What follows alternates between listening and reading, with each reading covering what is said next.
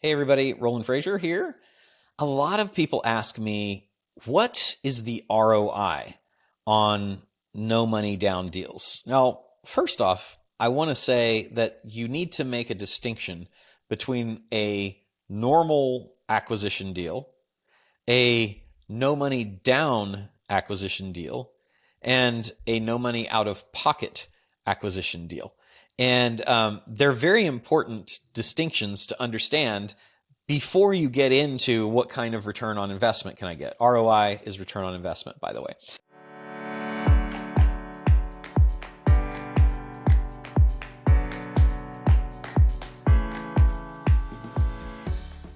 So when you're thinking about this, you want to say, okay, well, there's a traditional way of doing acquisitions, and the traditional way is that either you go to a lender, a commercial lender like a bank, or it might be an investment bank. It might even be a fund like a private equity fund or a family office or a SPAC, a special purpose acquisition company. Those are kind of hot right now as we record this. Or a high net worth individual or somebody else to get a loan to acquire the business. And typically they'll provide 70, 80, maybe even 90% of the acquisition price. So if you're looking to buy a business that's $5 million, they would provide 4.5 of that at 90%, all the way down to 3.5 at 70%. So they're going to provide that, and that's going to be debt. Okay. And there's also venture debt is another category that you might run across, or growth capital. Those are other types of funds in addition to the ones that I mentioned. So these, in the traditional deal, these lenders, these creditors are going to loan you somewhere in that 70 to 90% range to be able to acquire the business. They're then going to expect you to come up with the difference. So in that case, you would be coming up with, if it's a 70% loan, you'd be coming with 30%. If it's a 90% loan, you'd be coming up with 10%. They call that the down payment.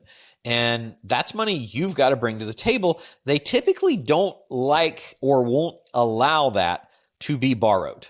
So just like when you buy a house, the bank says you need to show us that you've actually got savings of this much money to put down, and then we're going to loan the balance. These people want to be sure that you've got skin in the game as well. And so when we're calculating our return, we're going to say, what is our return on investment based on the amount of skin in the game that we've got?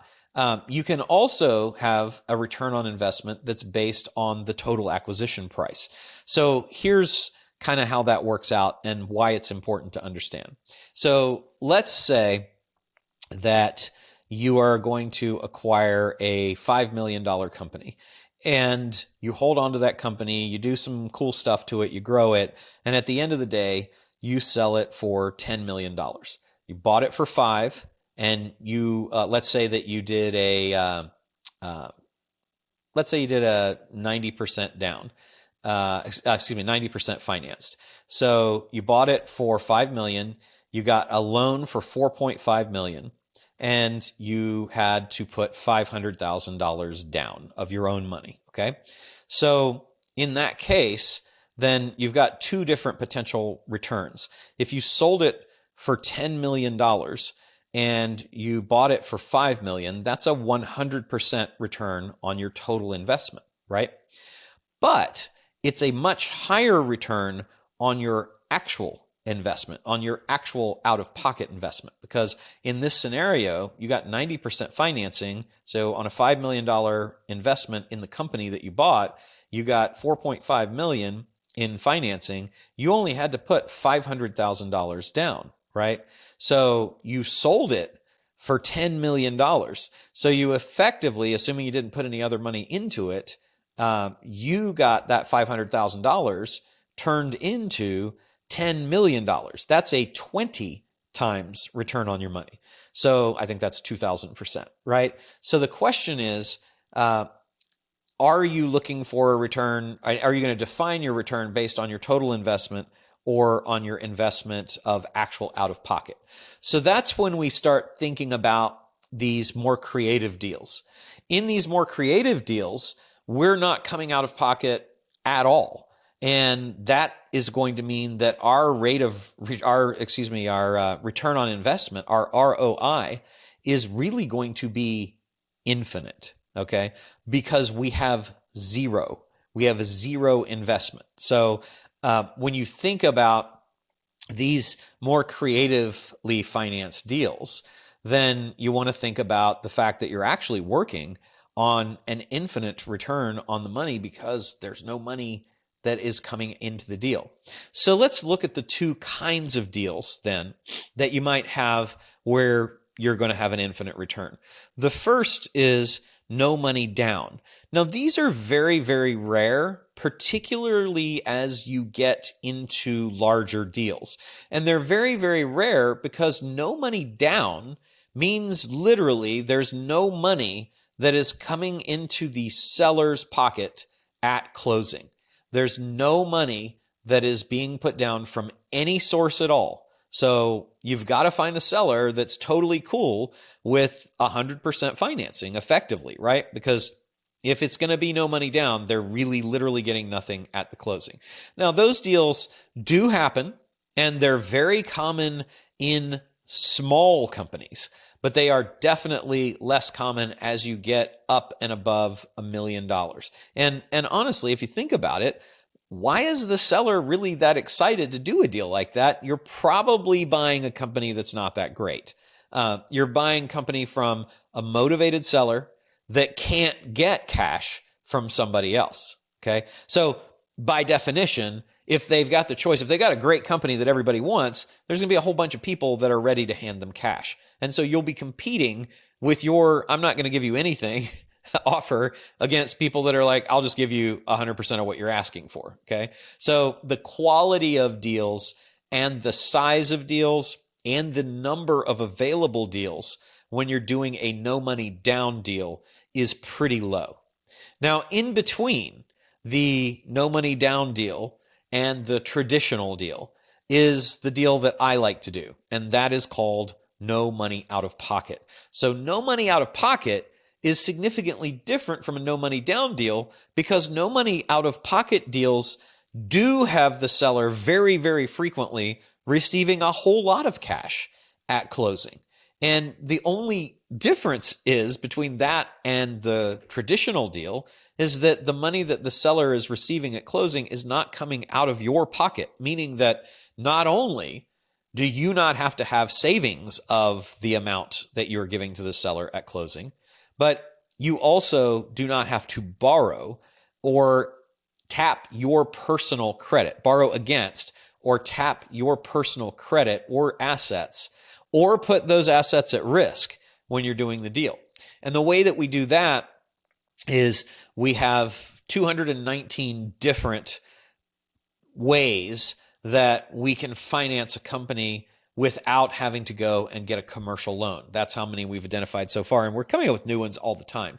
The thing to remember here is that we're simply saying we're going to look at a lot of other places that the funds to do this deal can come from other than savings that are in my pocket, me, the buyer. So you, if you're acquiring the company, you're the buyer. You're not going to have to go and tap your savings. You're not going to have to go and get a home equity line of credit. You're not going to have to put your personal guarantee on the line.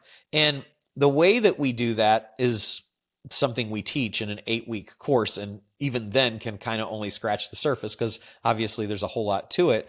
But what it ultimately comes down to is we're using the assets that exist in the company and some other creative financing techniques to provide the seller whatever down payment the seller wants at closing.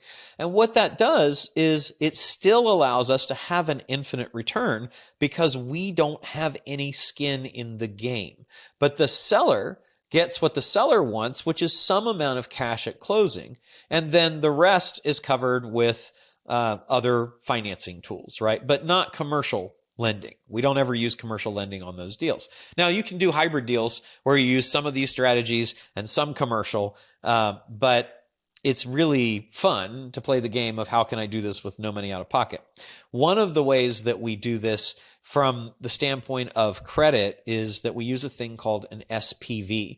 And an SPV is a special purpose vehicle. A special purpose vehicle is just a company that's set up for the special purpose of acquiring whatever company you're acquiring. And this is very common in the investment banking world. It's something that we do all the time. You just set up a company that's going to do the deal that you're going to do. And that way, if that company is getting seller financing or other credit from other people, it's not going to be on your dime, right? It's not going to be on your credit, on your personal liability, your personal guarantee. So that's the three types of these kinds of deals that you're looking at doing. And so when we're thinking about our ROI on those deals, we've had to come out of pocket $0. We've gotten the seller cash at closing. So there's a whole lot more deals that are available to us because now we can deal with sellers that actually want to get some money when they sell the thing. And then we've got all our creative ways to fund this thing outside of our personal credit or money. So in those situations, our return is truly infinite. And it's so much more fun because you're not limited in these deals to the amount of cash that you have available to invest. In all those traditional deals, when you run out of money to put down as the down payment, you literally can't afford to do any more deals. When you do a no money out of pocket deal, you get the best of all worlds. You get sellers who want money at closing, so you get a higher number of companies you can acquire. You can acquire much higher quality companies, and you can acquire much larger companies. But by doing the no money out of pocket versus the commercial way, you are able to buy an infinite number of companies because you have an unlimited checkbook since you don't have a capital constraint of the down payment like you have in the traditional deal. So your return is infinite. Now, that's your actual rate of return. Your return on the company acquisition can still be measured the same way that we talked about at the beginning of this episode, right? You say, well, I acquired it for no money out of pocket for how much money? 5 million. Great. I sold it for how much money? 10 million. Acquired 5, sold for 10. That's 100% return. But instead of the return of only 20 times where I had to come up with 500,000 in the traditional deal, I've got an infinite return because I didn't have to come up with anything. And that is how you calculate rates of return in no money out of pocket deals. If you want a lot of additional really cool stuff, I've got a whole channel full of it, and you should subscribe so that you don't miss any of it, because I'm uploading videos all the time. There's a lot of things that are changing in this area, and you don't want to miss out. You don't want to do it wrong, and you don't want to make the mistakes I made. Subscribe so that you don't miss out, and then check out this next video.